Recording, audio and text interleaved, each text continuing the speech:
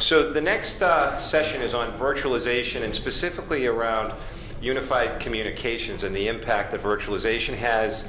Our presenters today, well, first of all, let's talk about why we virtualize, what makes an application ready to go into a virtual environment, or how can you improve an application to perform better in a virtual environment. We're going to talk a little bit about computing models, because at the end of the day, that's where this is all headed. And then we're going to finish up with some specifics around SIPX and OpenUC and how you would operationalize those today in a virtual and in a cloud-based environment.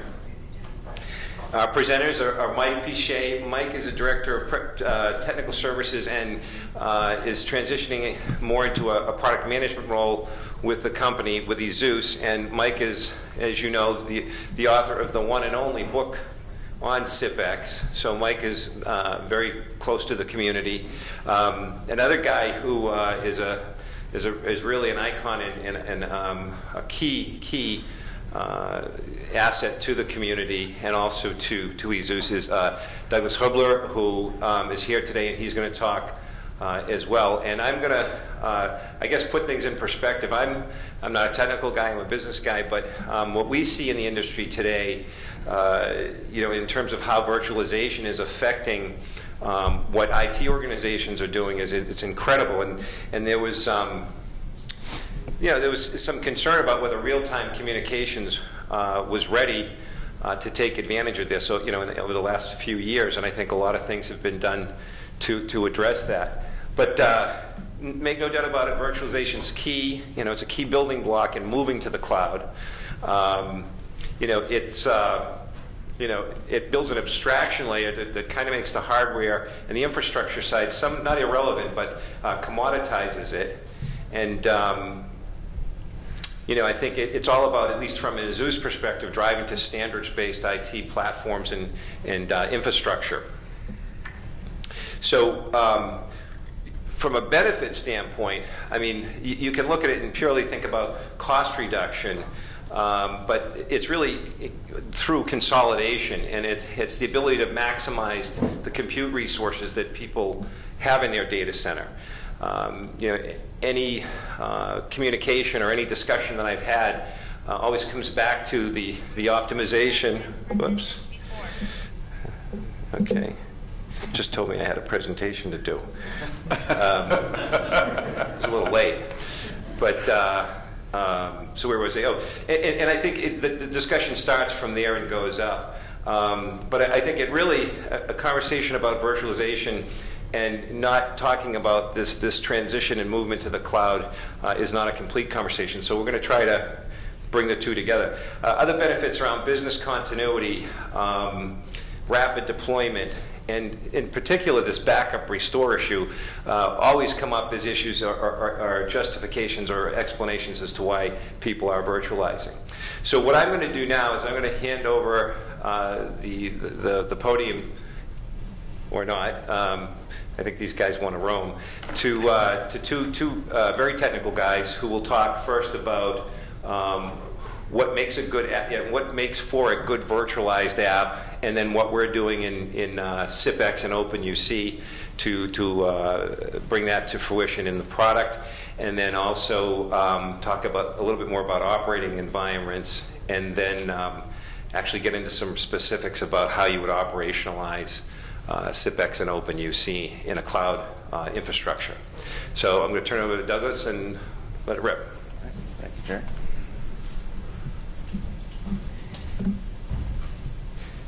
So what would you want in an application if you're looking to virtualize it? For the parts of the application that do process real-time media, there's a lot of parts of SIPX that go out of the way not to handle the media. But when you are handling the media, making a voicemail call on a conference, in virtualized environments, real-time processing is, of course, very important. It's where the virtualization layer can play tricks with you when you're dealing with some of the real-time processing. Flexible backups and restore. Of course, any application, whether you're virtualizing it or not, you want backup and restore. But in this case, it's paramount because you're spinning up lots of different environments, and you want to be able to take a backup from one system, restore it into another system. You're playing out different strategies. You're staging systems. You're preparing hot standbys. You're upgrading. So having a flexible storage, backup and restore is very important. Distributed versus monolithic. When you're virtualizing, you want to, if you want to maximize your investment, you want to right-size the virtual machines for what you're planning to host with that on that platform. So when it's distributed, then you can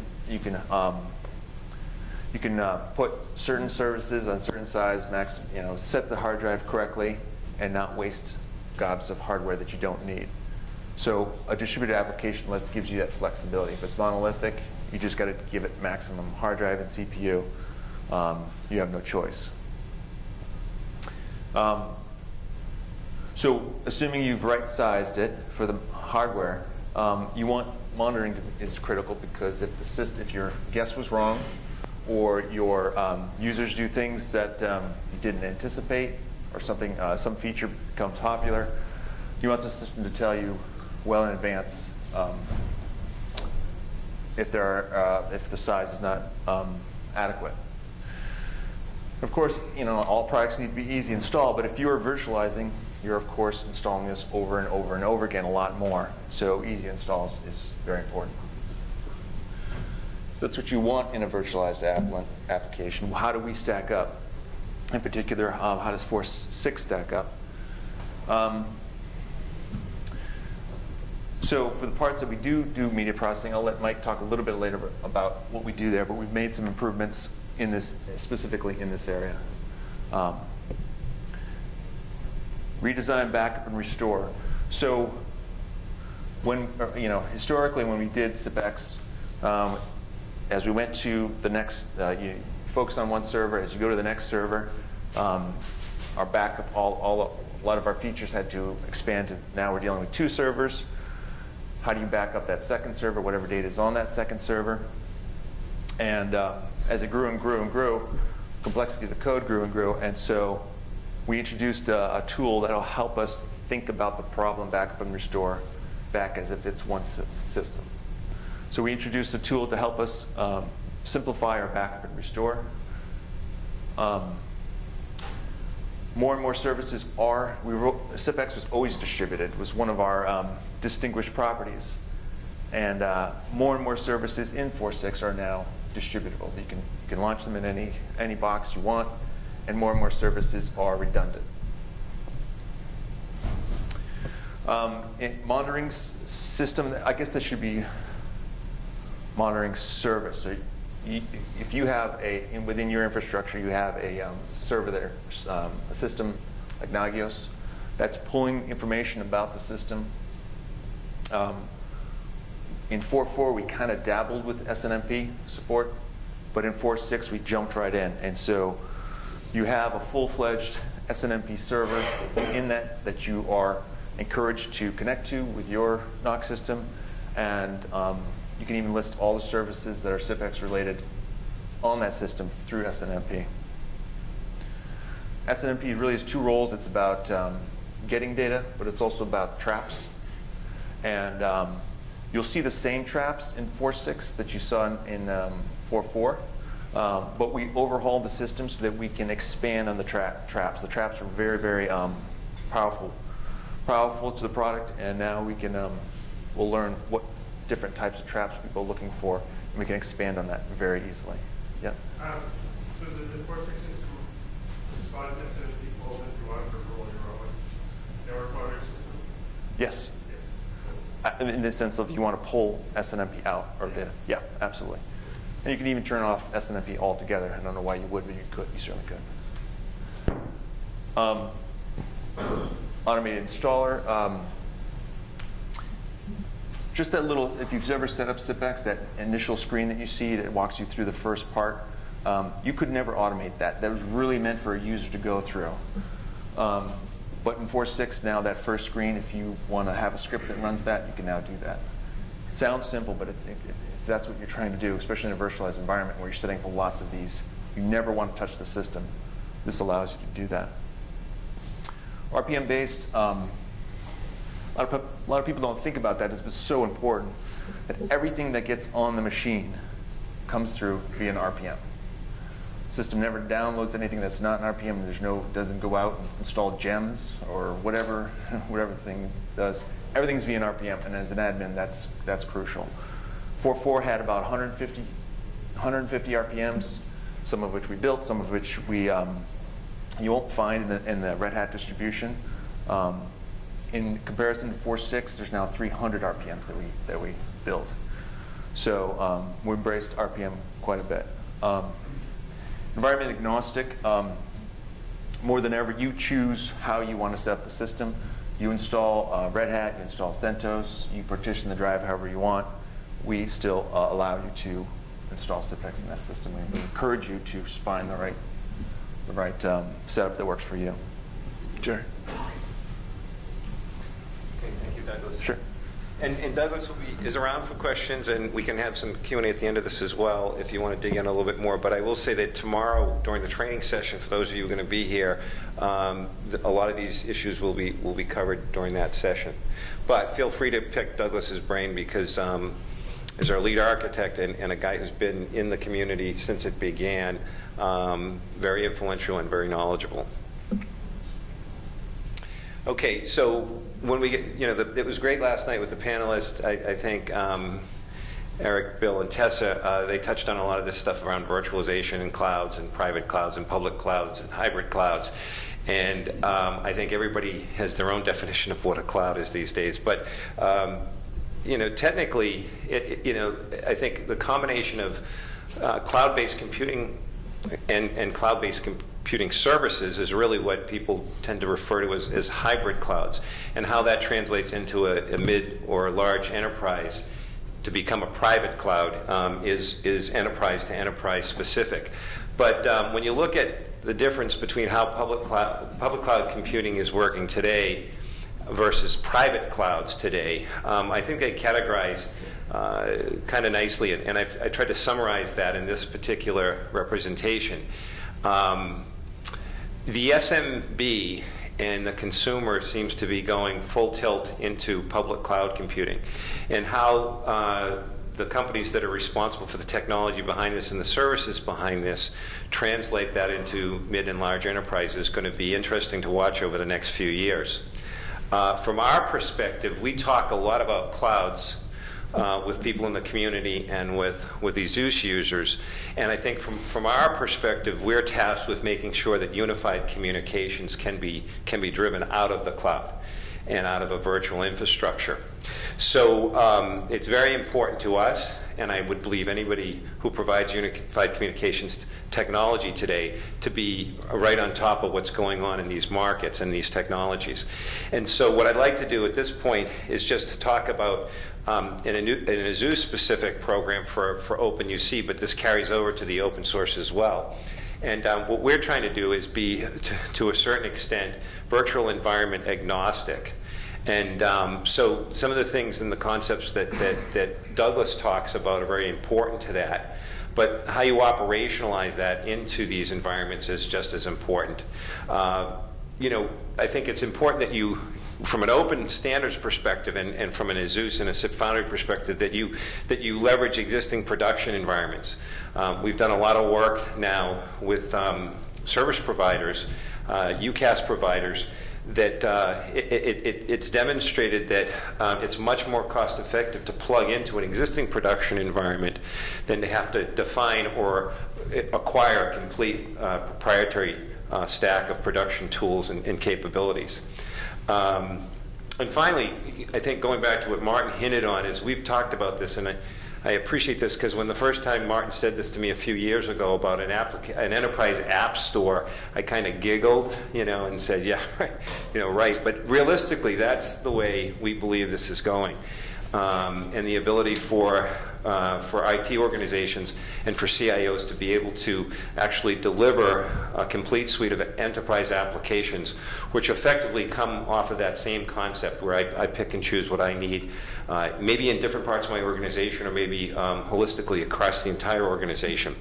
So what we provide from our perspective with the Zeus and SIPX, is to try to come up with best practice implementation process and documentation.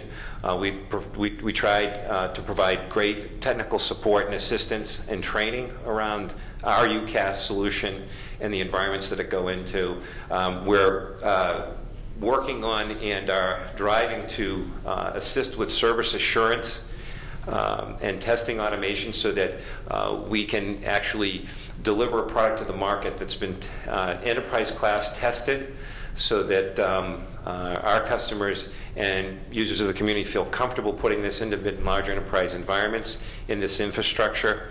We'll also consult with our customers and with people in the community around the surround, the network requirements, and design elements that have to be looked into that traditionally haven't been important. DNS, I can't stress how important DNS is in the implementation of a system like this. And interestingly enough, that tends to be one of the stickiest points when we go into a new environment that's transitioning from a legacy voice environment.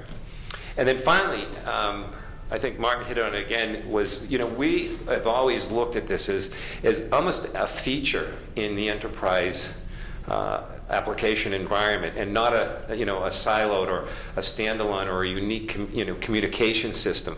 So we've begun and we will continue to drive to a very open platform that allows you to integrate or pull unified communications features into the business process and applications that people use within their enterprise. So some of the folks that we've already certified with, some of the people that we're working with today, both large and regional, global, national, and regional partners, have been great to work with. We're going to continue to expand on this list, and we hope that the market in general makes it easy for applications vendors like ESUS and for the open source community to participate. And I think that's the real goal behind this, is to make it open and standards based, and create this abstract environment that we can develop to. So I'm going to turn it over now to Mike, and Mike's going to kind of give you a little bit more on how to operationalize with OpenUC and SIPX. And as I stated, there'll be a lot of this covered in more detail tomorrow, but if you have questions at one of our breakouts or at one of the events tonight, feel free to approach these guys and talk about it. So I'll give it to Mike. Thank you.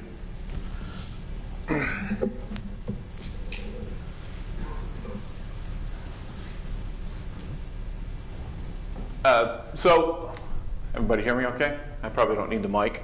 So when we talk about virtualizing and running our system in virtual environments, we see several components that we need to make sure work better and that people operating these environments need.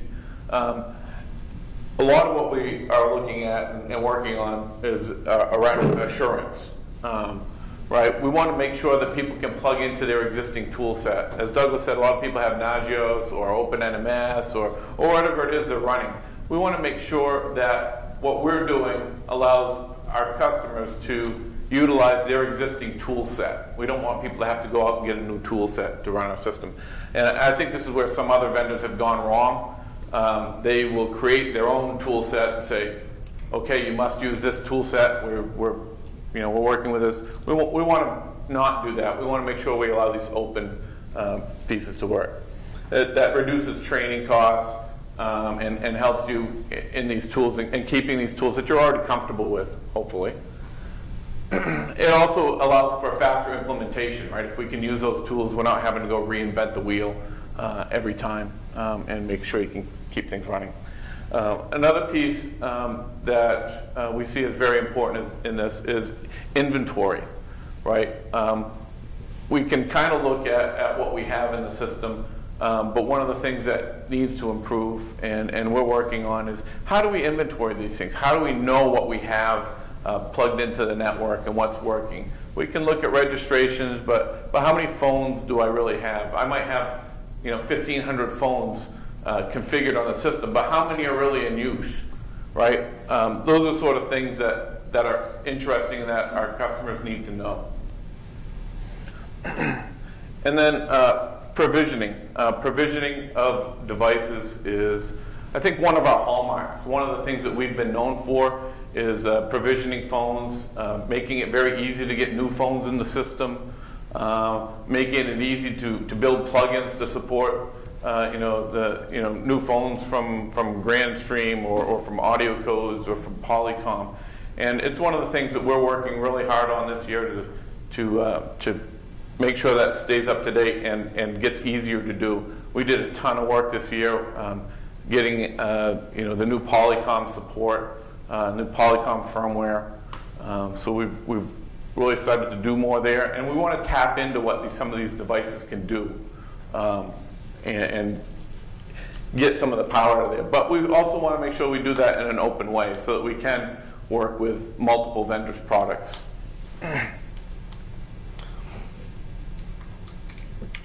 Service accounting.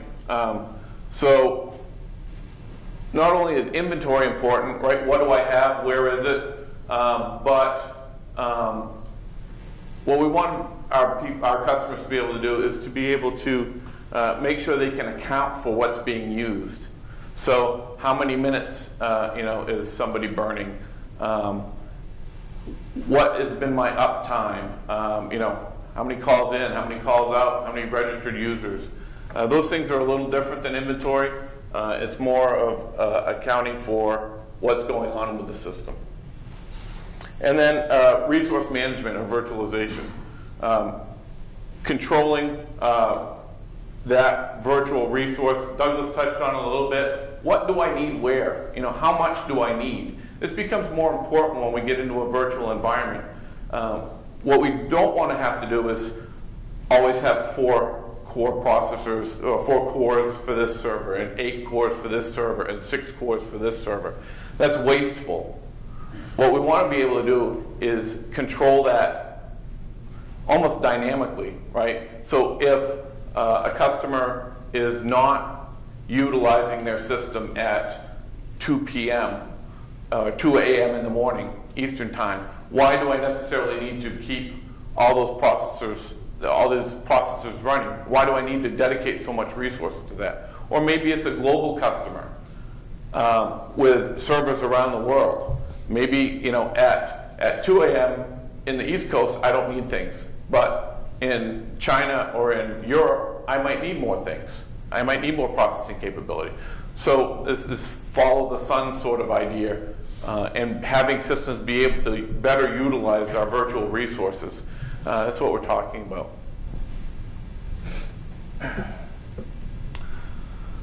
So last year we talked a little bit about virtualization and we talked about hybrid virtual architecture.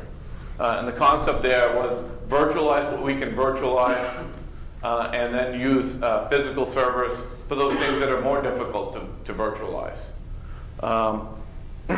And there were some things that we could do pretty easily. We could virtualize the proxy and the registrar services really easy. The call detail records, they were very easy to virtualize. But what we weren't able to virtualize very well were things that work with media, so voicemail, conference bridge, things like that in SIPX and OpenUC 4.4, they would just fall over in virtual environments. But now with 4.6, we can virtualize the entire system. And there were 2 significant things that helped us make this possible. One of these significant things came from our friends at Red Hat, and it's CentOS 6 with the new tickless kernel. I won't get into what that is, but it's basically the ability to step away from that physical connectivity to clocking, local clocking. The other piece that made a huge difference were some new timer modules in FreeSwitch that we were able to utilize.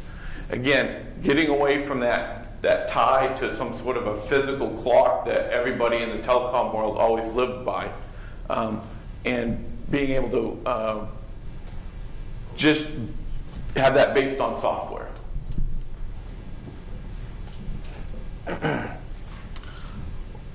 when we start planning for a virtual infrastructure, we need to take some things into account.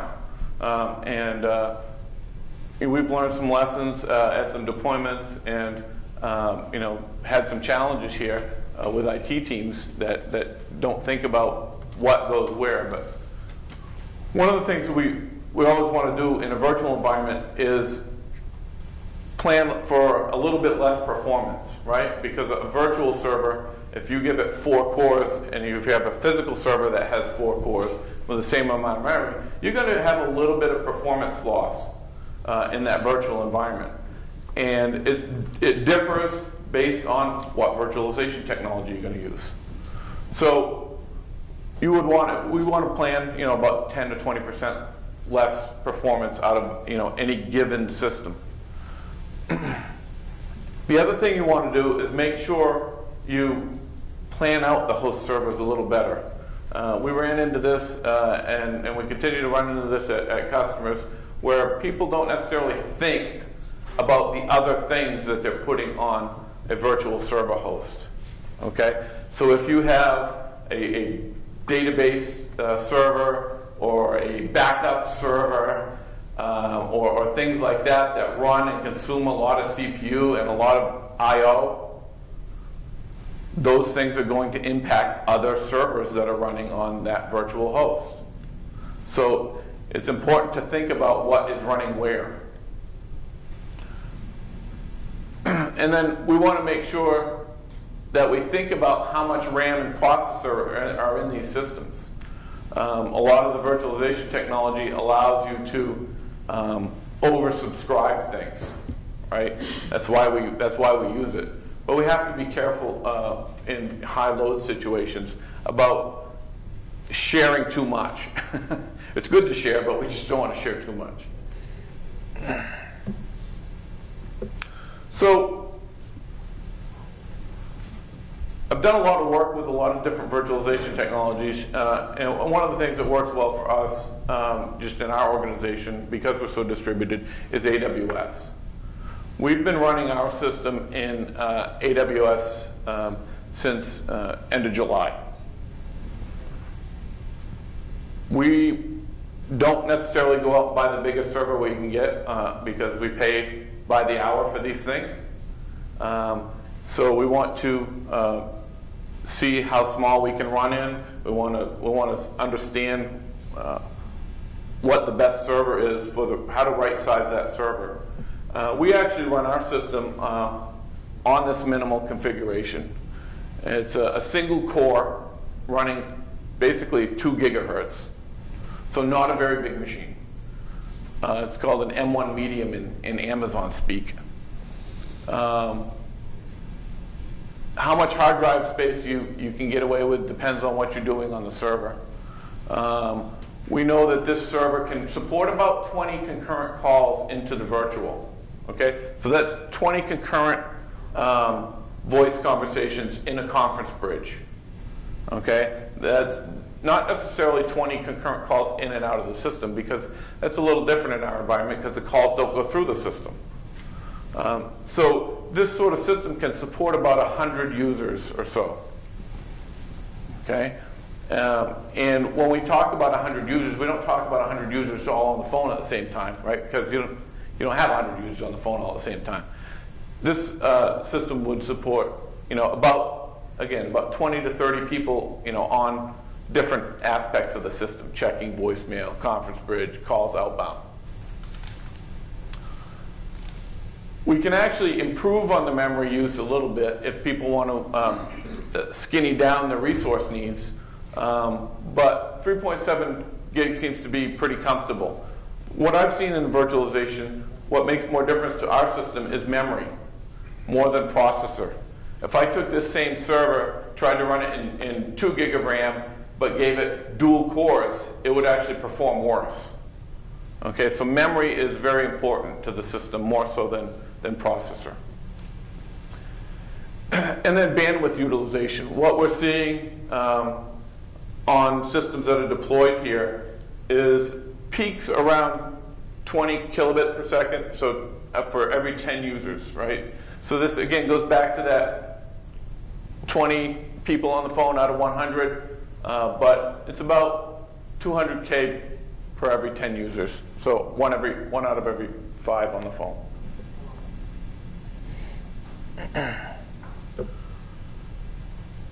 So these are some guidelines that we've come up with in the virtualization, and these are how we're going about designing new systems.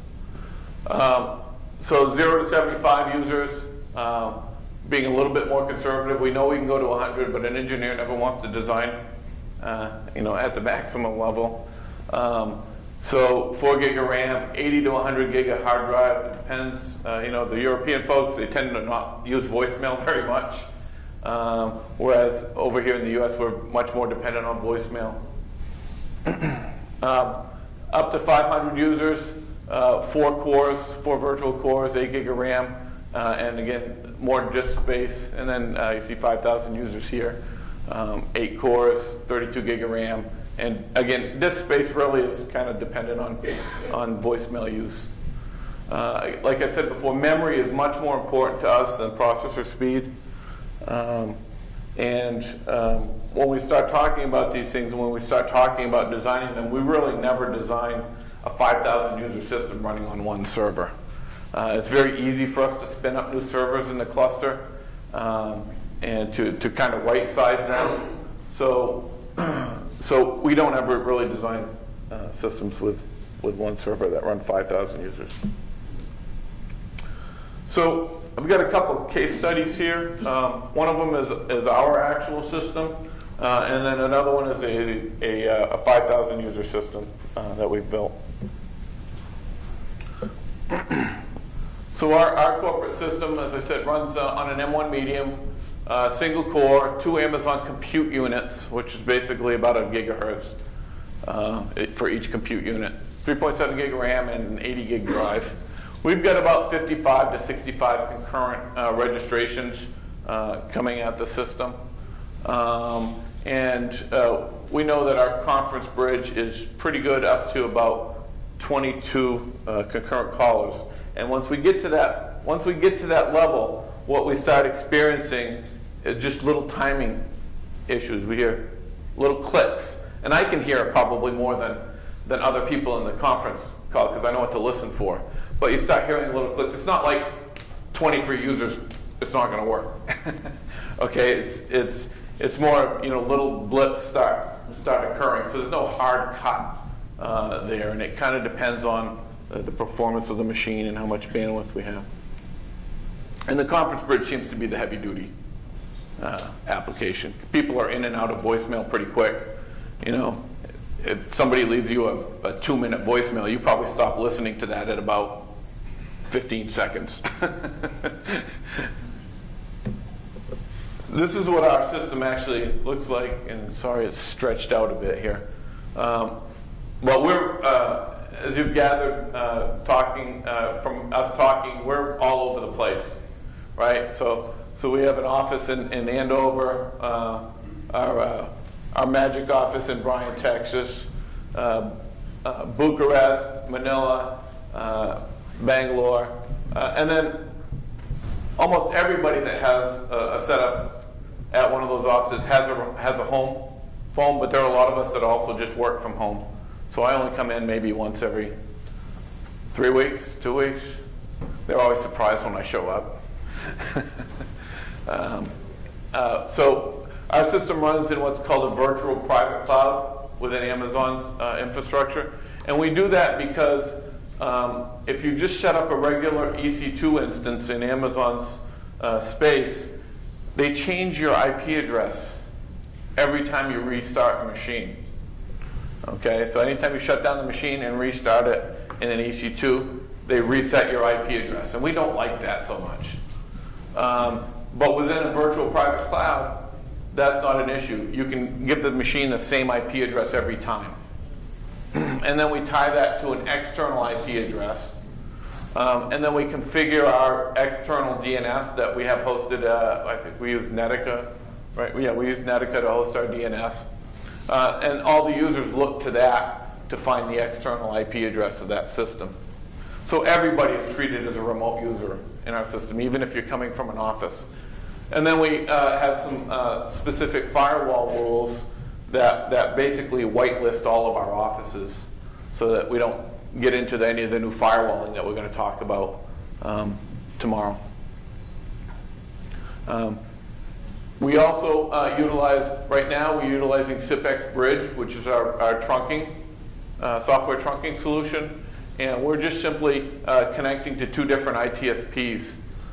We were using VoIP MS as our primary. We've kind of shifted that over to Appia. And then we use VoIP MS as a backup. I just like their web interface and how I can add and remove phone numbers really quickly. But sometimes the quality of the routes that they choose isn't quite as good as what we get out of other providers. Any questions about this? No? Mark? So the two ITSPs, Yeah. are you utilizing two each on the server, or do you have some sort of gateway or SSD? We just define the two different gateways as two different gateways in our system. And then if the first one's not available, we fail over to the other gateway. Yeah? Can you briefly go over what the CipX Bridge is? Sure. I was under the impression that you have to have a SDC for So CipX Bridge is a software component, and it is basically a trunking service. Okay, so we can terminate SIP trunks with CipX Bridge. The CipX Bridge is one of those components, though, that does not scale very well. Okay, so when we start talking about larger implementations, that's where we start recommending customers look to a session border controller. what do you define as larger? Pretty much anything over 100 users. So it can go bigger than that. It's just, it anchors the voice on the server, okay? And it's something that we try to avoid doing. So moving to a session border controller allows the system to work much more like it would with, let's say, an audio codes gateway. Okay, it gets that voice traffic, then goes device to device instead of going through the system. Okay? So also anytime there's HA involved, anytime we're talking about multiple servers, session border controller. Okay? We'll be talking about that also because there's something that we're working on where we'll have some new capabilities in that area. Anything else? Oh, easy. So I didn't particularly clear this with anybody, so I'm not going to talk any names on this particular installation.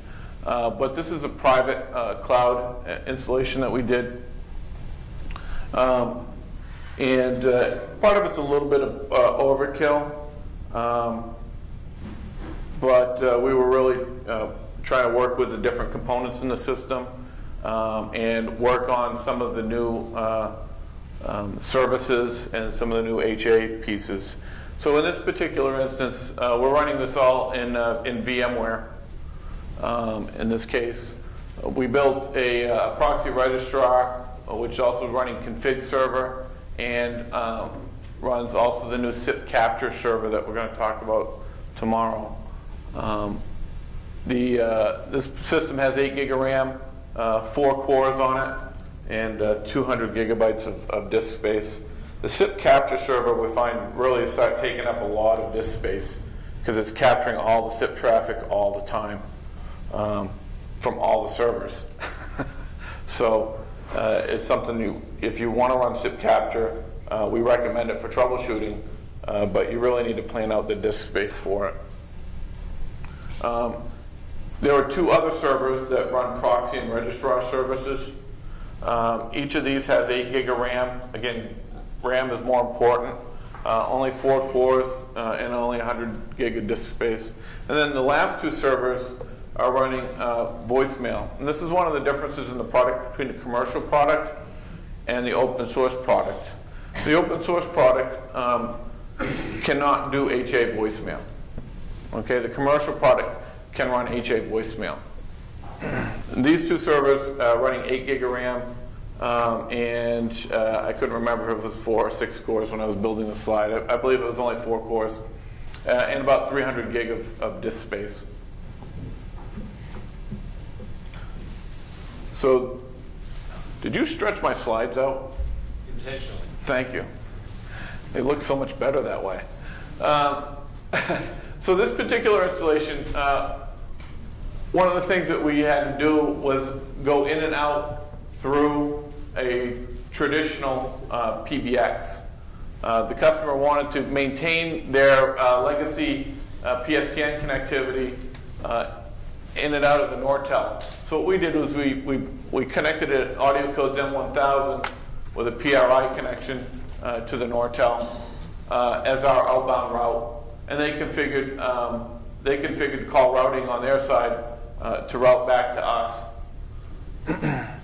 And the servers all run in their virtual infrastructure in their VMware cluster, and then there's a separate voice VLAN set up.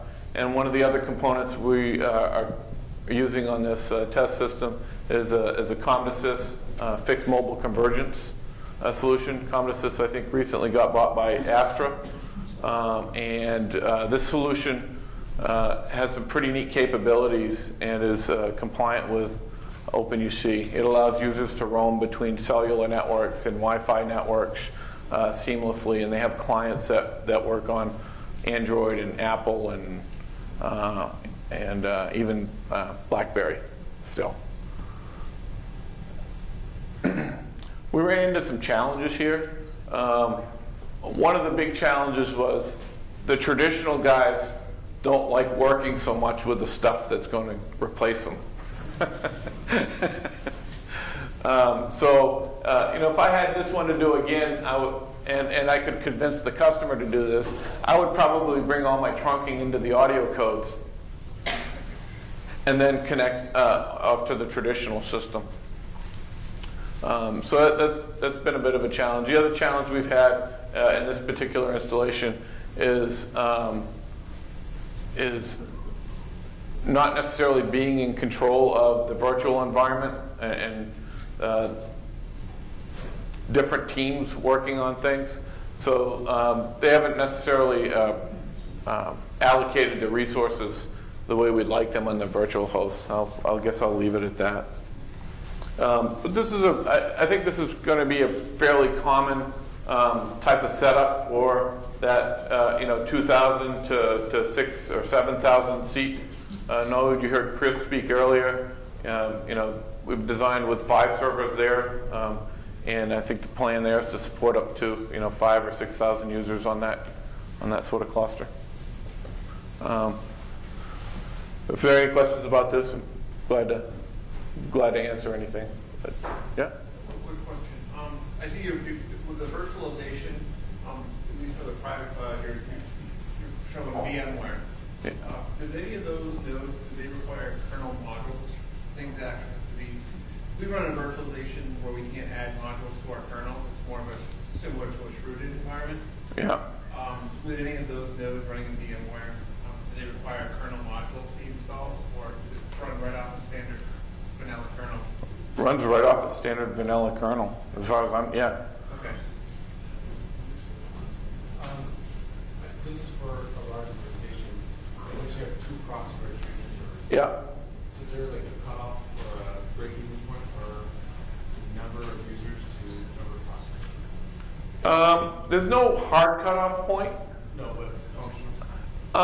I tend to design up to about 5,000 per proxy registrar.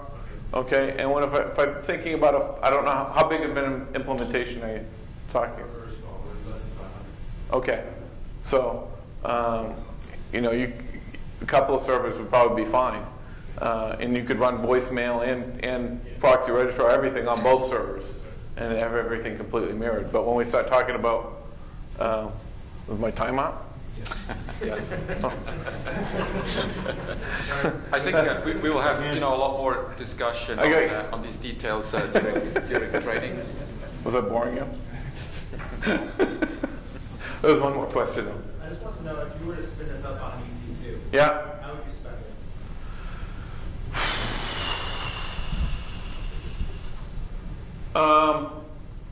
Probably, they'd probably be, for 5,000 users, probably all M1 extra larges. It may... It's still the same 5 EC2 instances?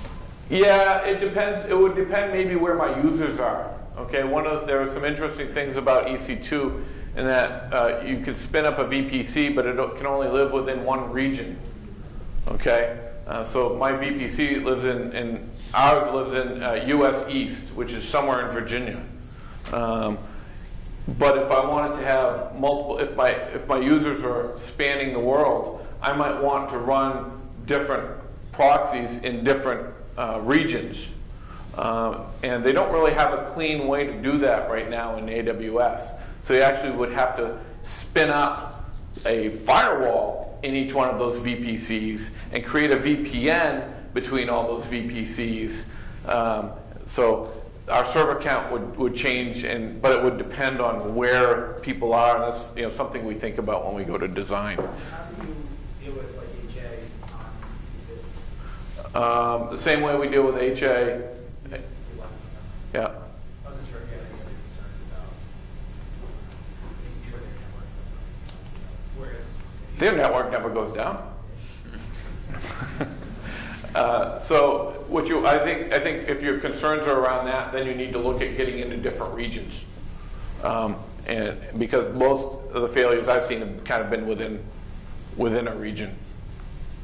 Yeah. So I think the interesting news is that at last year's CoLab, for those who were here, you probably remember that we still were a little bit on the fence with respect to virtualization. We weren't quite sure whether virtual environments could really cope. And we're clearly past that. I think more and more of our even large deployments happen in virtuals today. So that's one thing. And the other thing is, you probably noticed when Mike talked about this minimalistic environment with 4 or 3.7 gig of RAM and sort of a little CPU chip in there. It's quite amazing that you can have a complete solution, including all the peripheral services. I mean, this thing runs not just the SIP core, it runs the XMPP core and IM system, it runs conferencing, it runs unified messaging, voicemail. It even runs the config part, right, the management system. So this little machine runs the whole system, nothing but the whole system.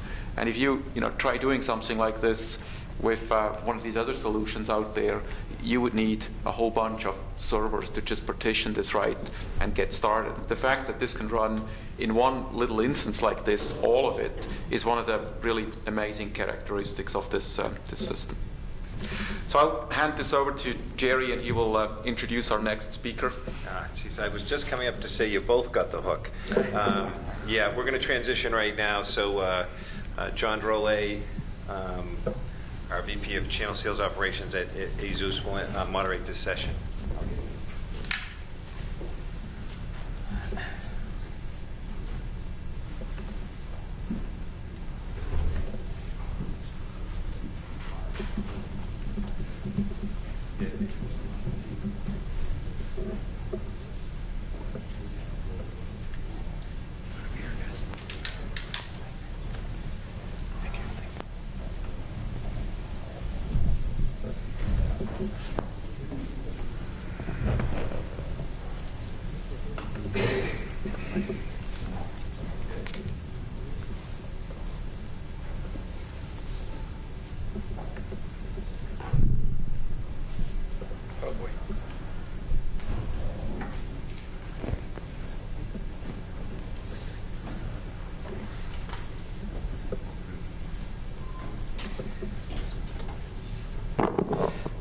Well, thank you. As mentioned, I'm John Drolet, and today we're going to talk about the BYOD challenge and dealing with that in an open standards environment. With me today is Steve with Ingate and Ernesto with Grandstream, and they'll be doing an introduction of their company and and what they do, and they'll be offering us some panel discussion around this topic, and we'll also be asking for your input and your questions as well. The effective adoption of a BYOD policy driven in an open standards environment is one that takes some thought and some direction. Driving here.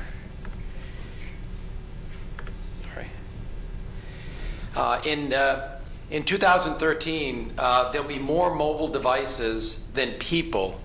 It was recently published in the Washington Post. For the first time, the number of mobile devices this year, in 2013, connected to the internet globally will surpass the worldwide population. With the rise of tablets, more people owning multiple devices is helping to lead that surge. Where there were 3.2 billion mobile users by last count, the number of devices is expected to climb to 7.4 billion this year, up from 6.8 billion in 2012. And the worldwide population is around 7.1. So regardless of whether we want this to happen or not, there's a policy that's coming down the line for you to consider in terms of this adoption.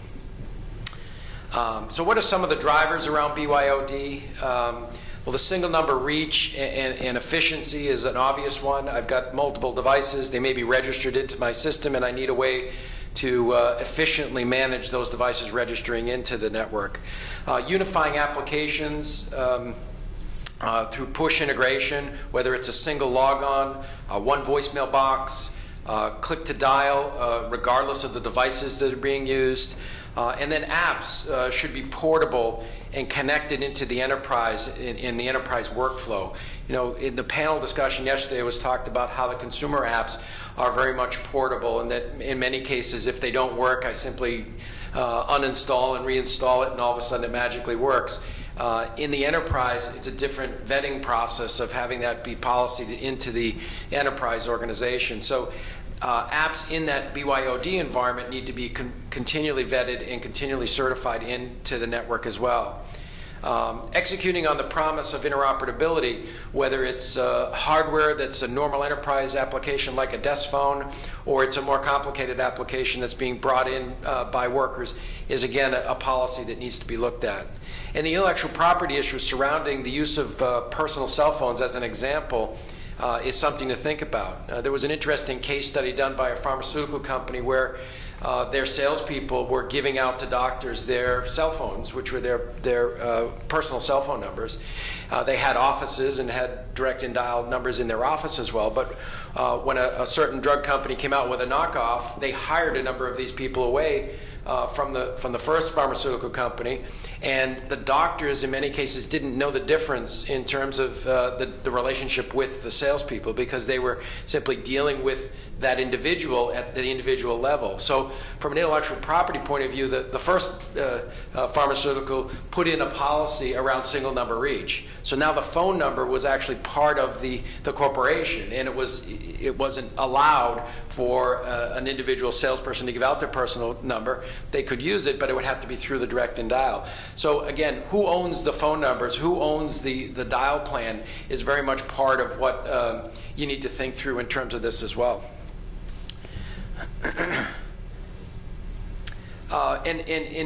In EZUS and OpenUC, we allow the enterprise or the institution, we believe in building an enterprise on standards, whether it's SIP, XMPP, and WebRTC. And so standards are at the core of trying to design a proper BYOD strategy. We also believe with the backbone of SIP and XMPP that applications and end-user devices and clients can interface easily. And part of our job is really to vet the industry of all of those choices and come up with a set of gold standard so that you can come to us and we can recommend best practice around the adoption.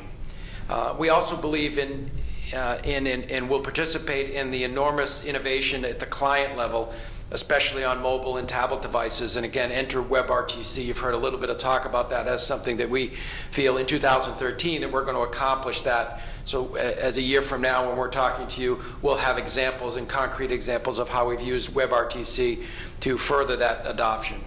And we don't believe there's a good excuse for not following standards. You know, there's still a very siloed effect out there in the enterprise space amongst our competitors where, yes, they have a mobile strategy, but it's my app you got to buy. Or, yes, I got a tablet strategy, but it's my tablet you have to buy. So think about the pervasiveness of these devices. Think about the population of the world now being surpassed by the number of devices that are out there, and realize that that siloed way of thinking that I'm going to make the best device is really an event for the past.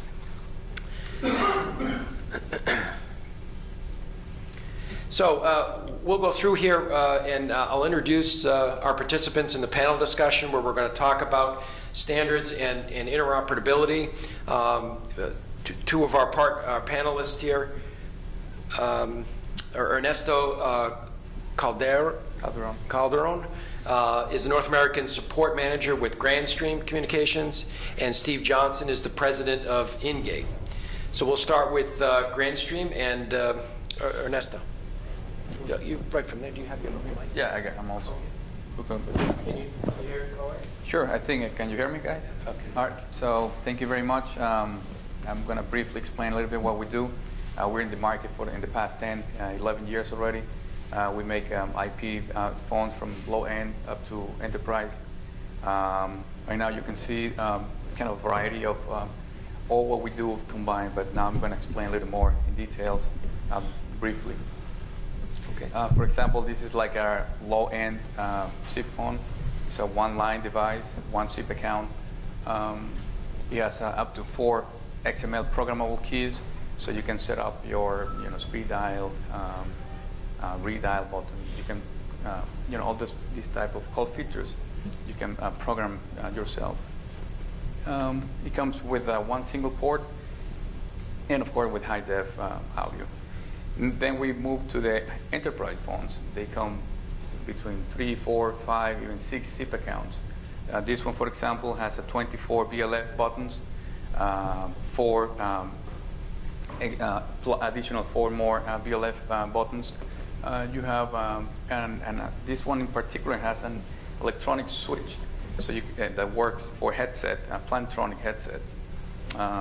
Besides, has 2 ports, 10, 101 gig, and PoE, integrated PoE. So between these 2 phones, you can see we have a variety from 1 SIP account up to 4, 6 SIP accounts. And depending on the BLF buttons of your needs, you can choose in between the models that we present. This one, for example, is our latest phone, the first one having Android built in. I believe it's the only one in the market at the moment. And we're very proud to announce it a few weeks ago. And we see a good opportunity with Android. Obviously, for reseller or solution integrators, you have a tool already that you can implement your own applications for your customers. And the phone itself, as a Grandstream, of course, it has, this one has 6 SIP accounts. You can add a sidecar. You can even can download an application where you can have a BLF, virtual BLF on the screen. And high-def audio quality as well. But again, the most important of this phone in particular is that is Android compatible. And briefly, this is what we have actually from, as I mentioned in the beginning, from IP multimedia phones, different type of model, even more than what I'm showing right here. But we also have enterprise, we have a low end, we even have a cordless phone, DECT 6.0, gateways and analogs gateways as well. So that kind of briefly wrap up what Grandstream is doing at the moment. Thank you, Ernesto. I'll move to Ingate and Steve. Good morning. Yes, Ingate is a company. We've been in business for 11 years or more, and we have always been on the focus of keeping very compliant with the SIP standard. The SIP standard has a couple hundred of actual RFCs have been written about it, various aspects of SIP as a communications vehicle, and we have always strive to keeping our products on target with those standards. We, at the same time, realize that the IETF, that writes the RFCs, has this methodology of issuing RFCs and leaving them as requests for comment. And so there are multiple ways to do the same thing within the SIP standard. And that is one of the things that has actually been a real stumbling block for people to get things working correctly together. And so while it's a standard, we have to have a way of making that standard work between itself and between the grant stream or an ESUS and a service provider. And that's where the Engage Session Border Controller comes in and plays a big part. Because the Session Border Controller can be a back-to-back user agent and actually transform the signaling from the style that, say, ESUS is looking for to the style that your service provider is expecting. Style's the wrong word. It's the technique by which you are actually causing something to happen, a transfer or a conference or whatever. So the Session Border Controller that we create does that for you, and we think that's a very important thing that makes it easier to get things set up. So that's the first thing. Interoperability is one of the first things that we do. The second thing is a major piece of security. When you have your voice over IP, your telephony system, your communication systems, whatever you want to call it, as part of your network and connected over the internet by some method, whether it's public internet or an MPLS network from your connection from your service provider, you are still connecting to a untrusted, uncontrolled secondary network. And so you have to consider security as part of that implementation. And you can see there are several things that we do to make this more secure. And again, as you bring your own devices in, or your clients or your people do, there's an even greater importance that builds around security for ensuring that only authorized people are actually able to use your system. And then we also do other things. We enable people to be remote. Again, in BYOD activity, being remote is really what you're expecting. So a SIP client on an iPhone or an Android or whatever other phone you may have is something that's going to have to be connected. You're not going to want to create VPNs on a public Wi-Fi network necessarily, or may be able to. So having the ability for the Session Border Controller to do that for you is a paramount element for what we can do to ensure BYODs actually work.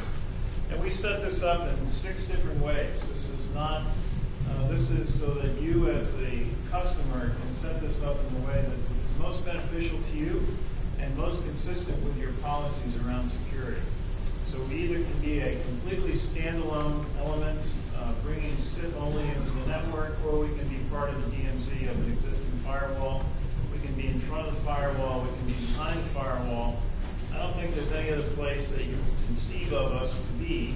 So it's really up to you. How do you want to configure this so that you have the maximum amount of control and security within your network? And finally, we offer this in a variety of sizes and styles. We have products in the in-gate line that are, I think there are 8 models represented there. We have products that will support from 5 calls at the very low end to 8,000 calls at the very high end. And we also offer this as a virtual implementation as well. So we offer this as software so that it can be installed, like you were just hearing before, as a part of a virtual installation, either in the cloud or on site, on your own separate hardware, or as part, again, as a virtual machine. So it is available in a variety of ways and for a variety of implementation sizes. And so there's not one size that fits all here. We have a product that meets the requirements of each and every one of your organizations. And we'll be happy to talk to you about that. Thank you. Great. Well, thank you, Steve and Ernesto. So now we'll go into some questions. I've got 3 questions canned up here, and then we'll open it up for thoughts from the audience. The first question is, a call is being set up between a Grandstream phone running through an in-gate SBC. How does the SIP standard ensure that the call will be crystal clear? I'll start with Ernesto. Well, it's SIP standard. That's the key thing. I mean, we follow the SIP RFCs, and we have done the same interop with same type of platforms. So as long as we both follow the same standards, all the call features should be 100% clear. And we have done, and we're going to engage, by the way, with Ingate or other vendors to make sure that these two devices are following the standard. Right. And Steve? Yeah, I think the SIP standard is certainly, as Ernesto said, it's important that we're all using the same standard and that we're not verging off into getting into proprietary stuff once again. But I think the biggest thing is managing the connection between yourself and whomever, your service provider, to make sure that there's no delays on that connection, which have a very negative impact on voice. Ingate can add some features in quality of service to ensure that to some degree, but it's also a question of making sure that your networks are configured for voice quality as well. And I'll add on the Izu side, with our SIP capture application in 4.6 or Homer, though all of that chatter, all of that SIP traffic is being cached in the SIP capture application, and inevitably when the call comes in from whomever saying, I had a bad call 3 days ago, and your system, your phone, your in-gate wasn't working, you have to start someplace in terms of drilling in and finding what happened. So what Homer allows you to do is get the date and time of the transaction and zone in on those that SIP chatter that went back and forth, and hopefully see where maybe a gateway or a phone or a device didn't respond properly. And then that becomes my first point of regress down to where I might want to track the call. A question for Ingate. How easy is it to qualify a SIP trunking provider working with an Ingate box? Pretty easy. We've already qualified over 50 in the United States alone. Typically, we have a test plan. Usually, we have to see if the service provider has their own test plan. But if we want to do a full certification with them, I'd say it's probably a week's worth of effort if you were able to do it without interruption. But generally, within a month, we can get a certification done. Frankly, the product support people say after you've done the first 50, the next one is a pretty easy thing to do. So I would say that connecting up to a new service provider that we haven't heard of before is a relatively easy thing to do and can be done within a month easily. Great. Yes, sir. I want to share something. I use Ingate products, and we have the opportunity to integrate with other providers in Colombia, South America. And it always has been a good experience because we have the support, and it takes about 6 to 10 hours to get the integration full with the SIP from providers. So from our side, the experience has been very good. Excellent. Thank you. It's always been an audience member of us. Cover Latin America with that. 50 in the U.S. and several through Colombia and Latin America.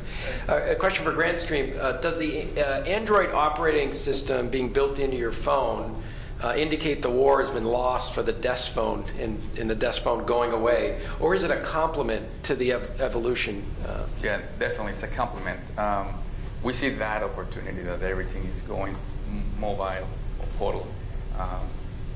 New applications are being developed. People is getting used to having their own application in their pocket.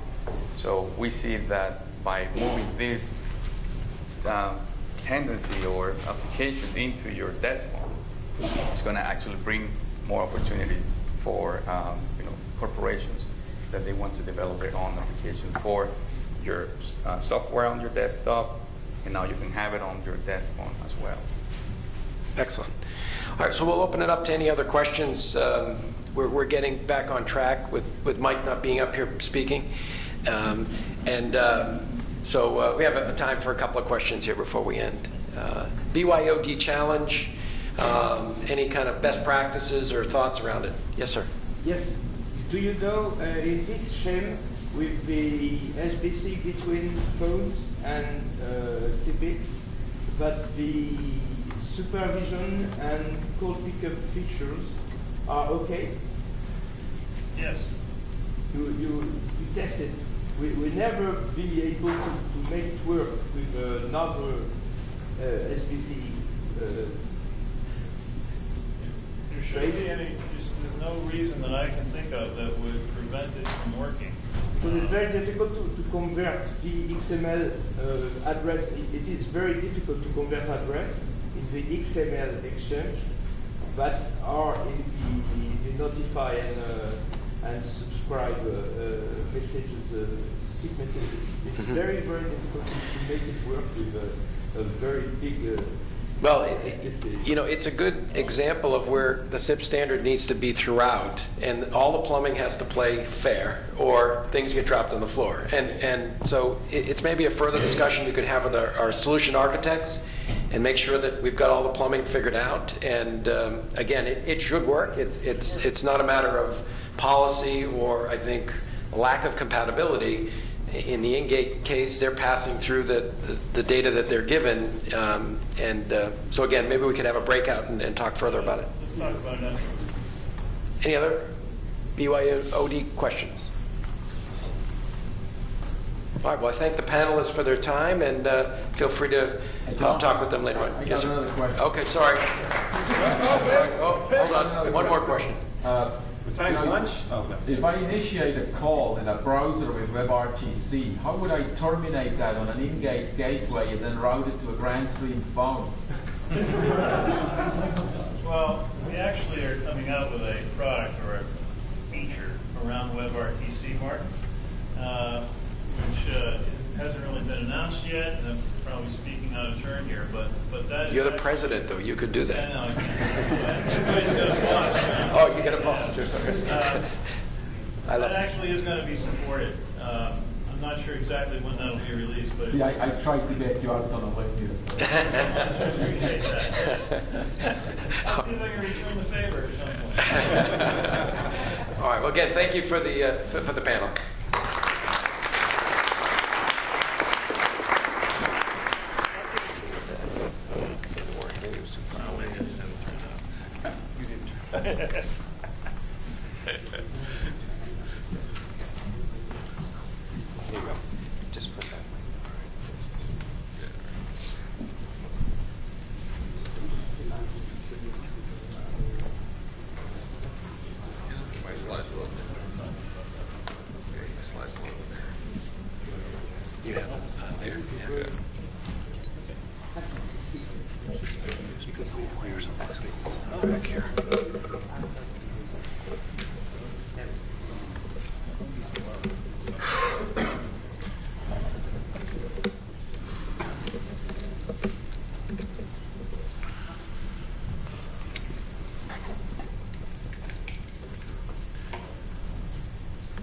So while we get started here, does anybody have any AA batteries on them?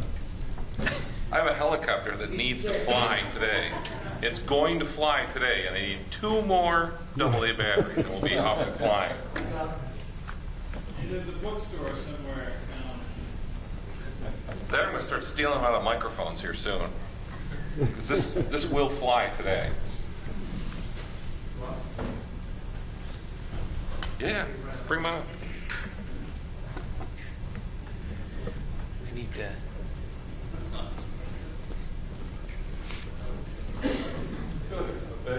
It's on. Yeah, he's got 2 screens. What's that? He's got 2 screens. He just loaded this with the USB. Well, that. I know. I'll get this going here. So his deck is not on. Yeah, I did charge it. And he wants a split screen. Good. All right. Thank you for solving that. So I'm going to introduce Alan, again, continuing with interoperability, BYOD, and the migration of UC. Alan is with Audio Codes and a strategic partner of ours. And he's going to take 20 to 30 minutes and introduce not only audio codes, but talk a little bit more about the standards and the interoperability around that. So Alan Percy. All right, thank you. Thank you. Well, thanks everyone for having me here and for spending some time. We think is really an innovative conference and an innovative event. Just a quick introduction of the company. I think most of you folks have probably crossed paths with AudioCodes at one time or another.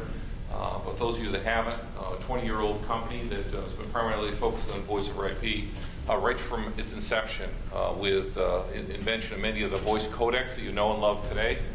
We're part of the initial product set for the company some 20 years ago. And over these 20 years, we've gone from chips and modules and codecs to eventually boards and devices. And more recently, we've added quite a few network elements that we're going to talk about later in the presentation. About 600 employees, about 400 of them are in our R&D at headquarters outside of Tel Aviv. There's about 125 or so of us here in the States doing sales and marketing support.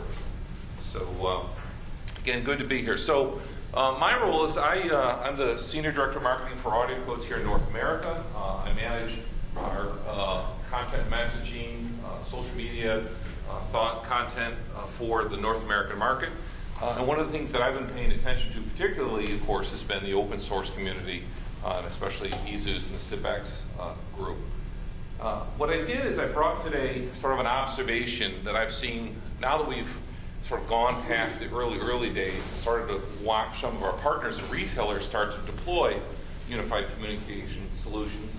We started to see a little pattern happen. I thought I'd share with you today a little bit of a story about some patterns that we've seen some mistakes made, what we call the pilot trap, and then move on and talk a little bit about some of the updates from AudioCodes. And if we have time, I'm also going to talk a little bit about some survivability strategies at the end. So, real quick. All right, so I know pretty much everybody in this room at one point or another would tend to agree that unified communications, it can get complicated because it's sort of like this mousetrap game we've discovered is, you know, you get the little, you get everything all set in place and you turn a little crank and it kicks the, kicks a little marble which goes through the firewall which then heads over to the edge server and then works its way down over to the proxy server. The bottom line is for many of the UC applications, it's a very complex effort, and obviously you folks are here trying to move to the next step. But what we've discovered, unfortunately, is after all that hard work, sometimes people get right towards the very end with a pilot, and they end up getting trapped. And much like this game here, I don't know if you folks have ever played this. One of the goals of the game is to get your opponent trapped by the mousetrap at the end. So how do what is the trap and how do people get caught in it? Probably the best way to describe it is to explain the process that people get caught in the trap.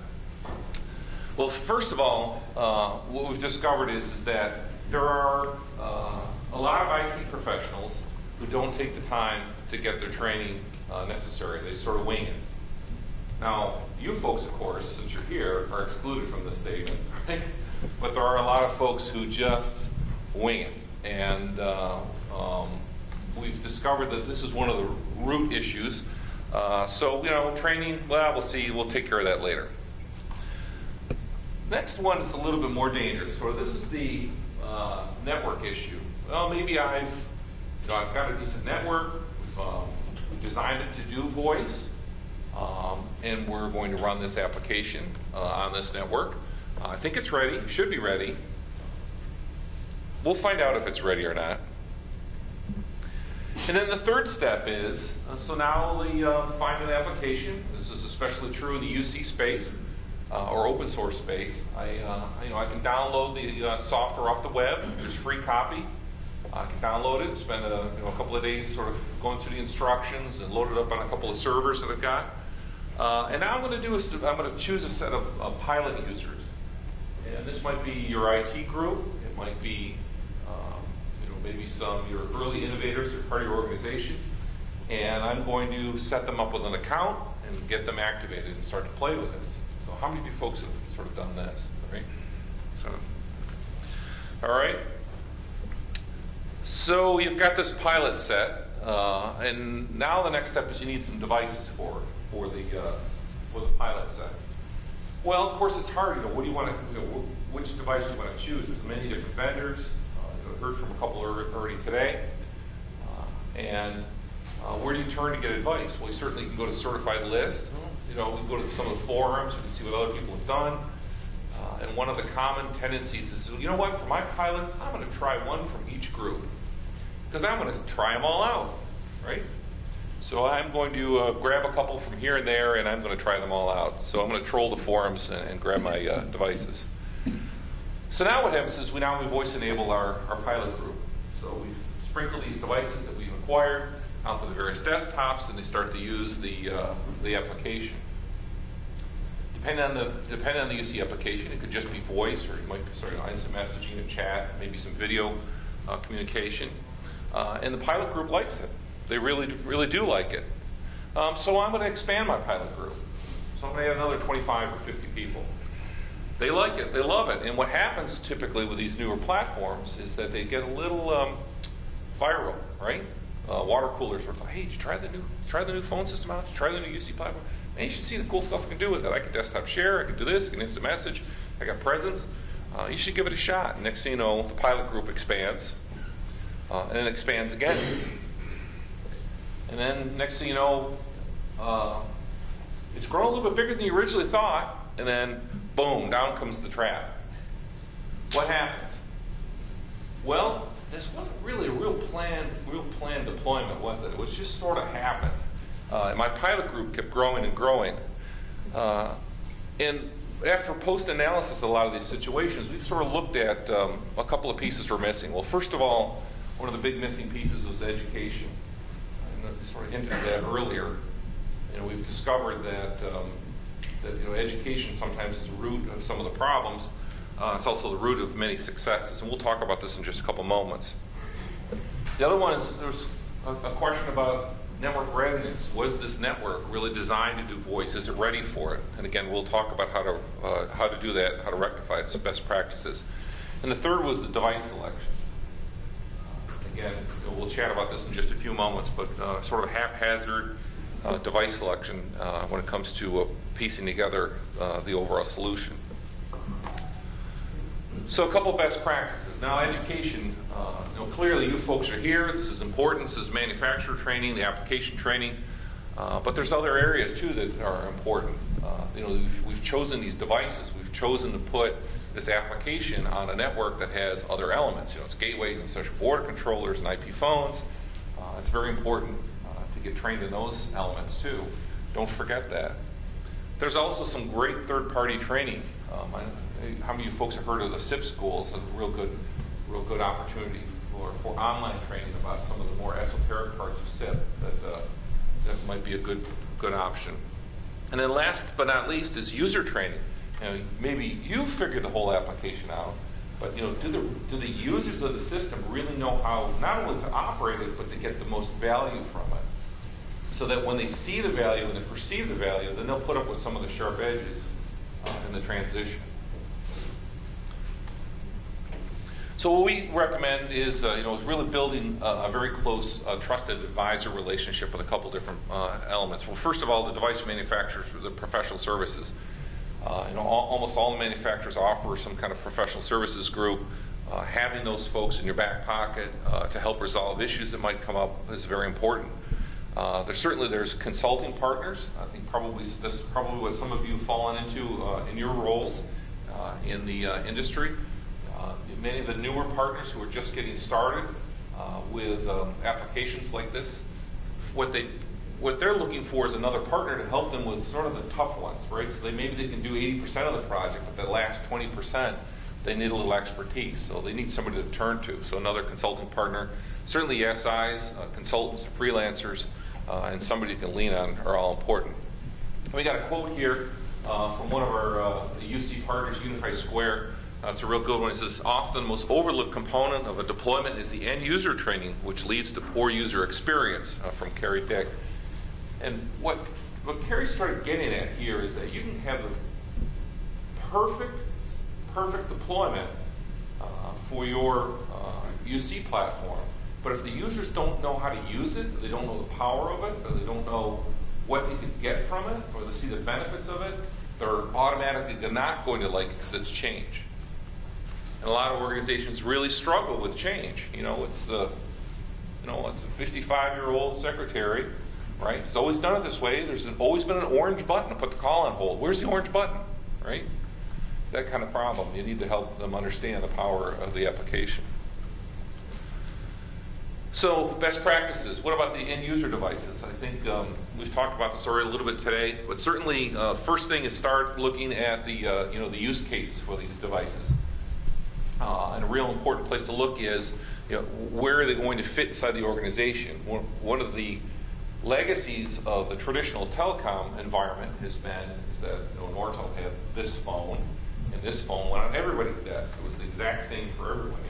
Now we're in a different situation. We have an opportunity to now fine-tune what's the device that sits at someone's desktop, or is there a device at all? Are they just purely a headset user? So you need to analyze exactly what the use cases are and build some categories. So there might be contact center agents, which is different than business users, which is different than executives, which is different from the guys in the loading dock or the lunchroom and the lobby. They're all very different use cases, and coming up with a short list of those use cases is very important. And of course, all the typical considerations, the cost of the devices. Obviously, you're not going to put a $500 executive phone out in the lobby by the front door because it probably won't be there very long. You want to look at, certainly compatibility issues about, how difficult is it to administer, what's the process for features and function control, the consistency of a user experience. And this is actually something one of our partners brought up. They said, they had a customer choose a couple different manufacturers for the devices, but the buttons were labeled differently between the different manufacturers. So when they had to write instructions to the users as to how to operate the system, they had to say, well, if you have this brand phone, push this button. For this brand phone, then you have to press these other two buttons to get the same function to happen. Totally SIP compliant, but there was a different user experience, and that sort of drove some confusion in our organization. And last but not least, is we sort of get into this BYOD question. Now, certainly desktop phones, I don't think that's really come up to BYOD. It does sort of get fuzzy, though, when you start talking about work-at-home agents or contact centers where people are going to be maybe pieceworking. All of a sudden, they're going to bring their own PC or computer, and they need a phone. Is that your phone, or is it their phone? Do they pay for the phone like they would a uniform, where you pay for it through their paychecks, or does it, at some point, you expect that phone back? So it sort of creeps in a little bit, especially with headsets. I don't know about you, but I'm not a real big fan of sharing headsets with anybody.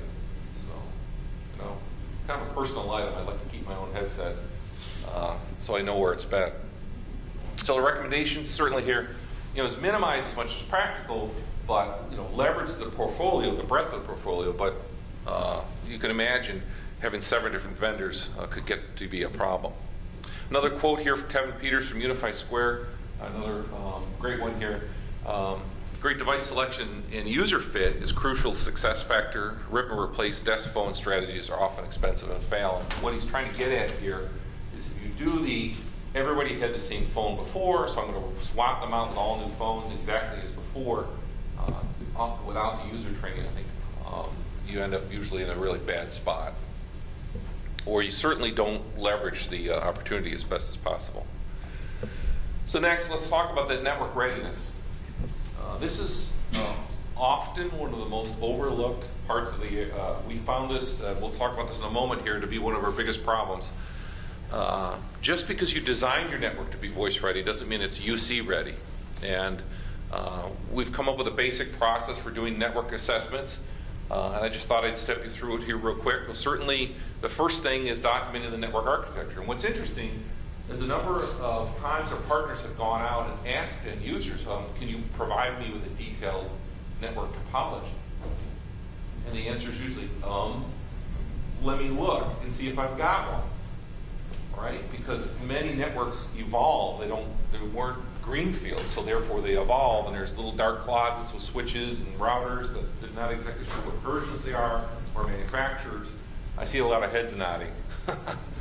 This is one of the biggest problems. So then the next step after trying to come up with some kind of good concrete topology is then identifying some probe points. And these would be points, potential choke points in the network. It might be wide area network hops. It might be wireless links between buildings. It might be entry and exits into routers. And the network is choosing these probe points. And then what we actually do is we actually install probes. And those probes either can be software probes that go inside some of our network element devices, or they can actually be hard probes, meaning a separate device that actually plugs into the network and it monitors the network traffic. And then what we do is we use some load simulators to put simulated UC traffic on the network. And we can do different levels, much like you would, kind of crank the load up as you go here, and then measure the results and produce a report. And from that analysis then, often we can discover some holes. So 2 weeks ago at a conference, we had an end user come up, join us as sort of a case study after we were talking about this, and he fessed up and said, you know what, we went through a very similar situation. We did our assessment and analysis of the network. We discovered at one of our remote sites that one of the network switches is a remote site. The WAN port was set to half duplex. So it wouldn't have shown its reared its ugly head right away, but as the load grew in that particular remote site, for sure that would have caused significant problems. And they had no way of knowing this unless they had done this kind of network assessment. It uncovered that kind of problem. And again, applying the corrective changes, and of course retesting is optional. Here's a quote from Bill Skinner, our Director of Professional Services, and he says, in our experience, network readiness is by far the most common source of voice quality dissatisfaction. Not the headset, it's not the phone, it's not the gateways, it's not the session border controller, not the application. The vast majority of the problems we've run into in our experience have been some element in the network wasn't up to snuff, and therefore it was dropping packets or other problems. So anyway, obviously you folks here, you've got lots of decisions, so little time. You've got many things. You got to worry about your vendors. You got to worry about the devices and the boxes and the finger pointing and support and the complex installation. And one of the things that what I want to talk to you about today is some of your options for that. Well, first of all, I think most of you folks know us from our media gateway line. We manufacture a line of digital media gateways, or the Media 1000 gateways up through our Media 3000 are pretty typical for your kind of applications. We also make a number of smaller analog gateways with their plug-and-play configuration with the OpenUC platform. Obviously the interoperability, and we're going to, if we have time, hopefully I'll be able to talk a little bit about some of our survivability solutions. And one of the nice things is that they're widely available through distribution and of course through so folks like VoIP Supply have them in stock at all times. Another thing a lot of folks don't realize is that we also manufacture enterprise session border controllers. This is a relatively recent addition to our product line, about within the last 4 years. And one of the interesting things that we did with our ESPC line is this is actually a software enhancement to the existing gateway. So our digital gateways, like the Media 1000, Media 800, and the new platform called the Media 4000, we have a software upgrade that helps you turn that gateway into a hybrid gateway ESPC. The real power of the hybrid gateway ESPC combo is that transition period when you're still using TDM trunking, but you want to expand and add SIP trunking, so you might want to bring an 800 number in on a SIP trunk, or you might want to do an outbound campaign on a SIP trunk. So you can do both the gateway and the SBC in a single device, and it also helps with some of the failover or resiliency. And the real strength of that is the fact that it's the same management interface. You log in the device just like you would as a gateway. Some new menu choices pop up, and it has the same basic provisioning mechanism. So there's not a lot of retraining by using these ESPCs.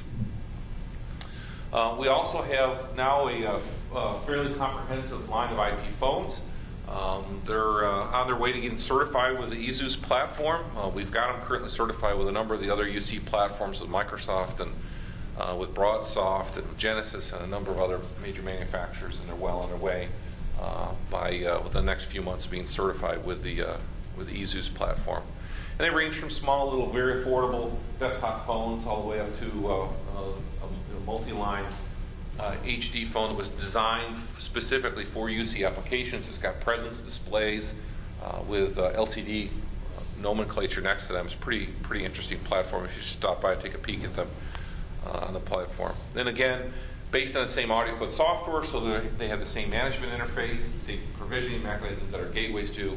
Again, what that does, it reduces the amount of training that you need to do, so you don't have to go 4 or 5 different places to get trained in all the different network elements. You can get all your training in one shot.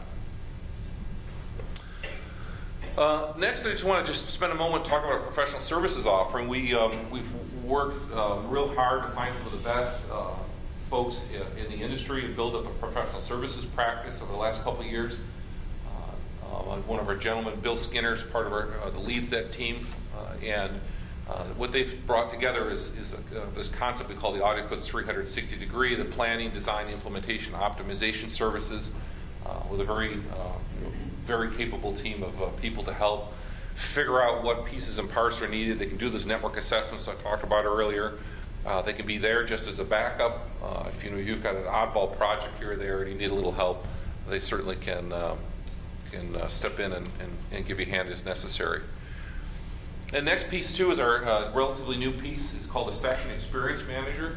And this is a piece of software that we actually use as part of that network assessment that's available to permanently keep on site for larger, more complex environments, large enterprise environments. We find this very helpful to continually measure and monitor the network.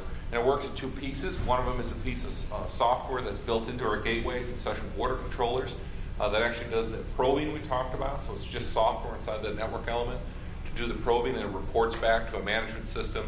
And the management system can have some triggers and traps built into it to watch for network traffic issues. So if you've got a WAN or a wireless link that's a little shaky, it'll tell you before people start complaining. And that's, of course, very, very powerful for larger network management. And also, too, the call recording technology. We've got a technology called SmartTap. It's a UC passive recording technology. It's one of the few in the industry that literally sits on the network, and based on some combination of SIP protocol reverse engineering, is able to then passively tap calls. And this is very important for certain verticals, especially financial industry, healthcare, and others, where they ask for full-time recording, where the user has no awareness of the recording happening. So there's no buttons or displays or LEDs or anything like that that change on their desktop as the recording's done. And it can be controlled by APIs or enhanced applications. It's a very powerful tool and an important piece for, again, those certain verticals. Yes? It's pure software. We have a couple of hardware elements that help people with some network wiring challenges. So. And how does that I'm sorry, how's it? From Wireshark? Well, the biggest thing is all Wiresharks. So Wireshark's going to be tracing and just dropping them out of the directory. What this does, that helps manage all that. And also, too, you can set a lot of triggers based on the call traffic. So you can set up, for example, certain users. And of course, it rolls them over and archives them and deletes old ones and a lot of other stuff. And I'm sort of running out of time, so I just want to cover a couple other things. I appreciate it. I love if you folks would like to learn more about it. Obviously, I'm going to be here the rest of the day. So one key thing I wanted to deliver as part of this message is that we've now basically checked off all the major key elements that are necessary for a real communications shopping list. And we've from the gateways and SBAs, the survivable branch appliances, the SBCs, the call recording, the network management software. We've basically developed now all the pieces and elements necessary to deploy this in conjunction with these kinds of software applications. So. We think as you make decisions, working with certainly one point is a real benefit to the end customers. Dramatic simplification of the architecture and the education process I hinted at, and of course, sourcing and better pricing, et cetera, by consolidating your purchases. And then also, too, I want to remind you, the role of partners. Some of you I know are partners, and some of you are not. The partners play an important role in this whole process. I think it's tempting for a lot of IT folks to sort of skip this, but they are a real trusted partner or trusted source for expertise. I highly encourage you to build a good long-term relationship with those partners as you go along. So just a couple next steps. Obviously, we've got a lot more about the products and solutions, not only here at the event, but also on our website. We've got some real good presence now on some of the social media platforms. So if you haven't yet, on LinkedIn is where we do most of our work. The groups inside LinkedIn, we've got a dedicated group just called Audio Codes. I encourage you to get in there and get connected up to that group, and that'll give you some direct access to some of our product management team. Find out about things in advance of some of the announcements, and certainly you can follow us on Twitter and collaborate, and I appreciate that. So, unfortunately, I don't have time to cover this, but I would love to, maybe if you guys want to have a little separate breakout, maybe later today, we can chat about standalone survivability. So, any quick questions before we wrap up here? Alan, if you want to take five okay. more minutes, please do. Feel free. On this? Okay. Yeah, sure. All right. Yeah, so standalone survivability, this is an important feature set as part of the gateways. It's also part of a deployment strategy when it comes to branch offices. One of the challenges we see for those distributed organizations is that if I put my call control in the data center or in the cloud and have my branch offices out of remote, if they get severed for some reason, whether it be a switch goes out or somebody digs up the fiber or the wireless link goes down or wherever it might be, how does that remote office continue to operate if they get separated? So we came up with this software, optional software feature as part of our gateways called Standalone Survivability, and we just want to walk you through it. And this, the typical branch office would be deployed like this. I show the center through whatever immediate 800s, but it could be basically any one of our gateways. The integration works that the gateway ports are connected to the public switch network. The WAN certainly is connected to the cloud. The SIP phones that sit on the LAN side of the branch office. How this works is the phones, when they register, what they'll do is there's two different ways to handle this. One of the primary mechanisms is that the phones actually register with the gateway. And then the gateway actually forwards that registration on into the ESUS platform. So why is it doing that? Well, it's doing that because the gateway needs to learn the dial plan of the site. And it does that through these registrations. So as the phones all register, and then the gateway forwards it on, it's now basically building up its local dial plan. And then all the requests that come from the devices are automatically forwarded by the gateway into the WAN or to the SIPX server. In normal dialing, if a phone wants to make a call, it'll do its invite, again, it goes to the gateway then forwards it off to OpenUC. Okay. In the case, there is a configuration case where you might want to have E911 calls directed to the local TDM trunk, based on for compliance or regulatory requirements or sort of customer comfort. We can also program the dial plan up inside the gateway so that any 911 calls automatically directed to the PSTN. It doesn't have to go to ESUS to get instruction to go to the PSTN. The gateway will just know enough based on its dial plan to forward all calls to 911 or whatever the pattern might be that you configure in to go to the local trunk. And again, this might speed up response and make sure that the fire truck goes to the right building, not show up at your data center, right? One of the other scenarios is that when that wide area network goes down, again, it could be a router, it could be a switch, it could be the dug up, it could be a wireless link goes down. And this is where what will happen is the gateway will automatically detect that the WAN's gone down. It'll jump in what we call emergency mode. In emergency mode, basically now this learned dial plan takes over. Basically, a little proxy that's built into the gateway takes over. And it allows phone-to-phone calling out at the branch office. And it allows all the outbound calling to go out through the local PSTN trunk.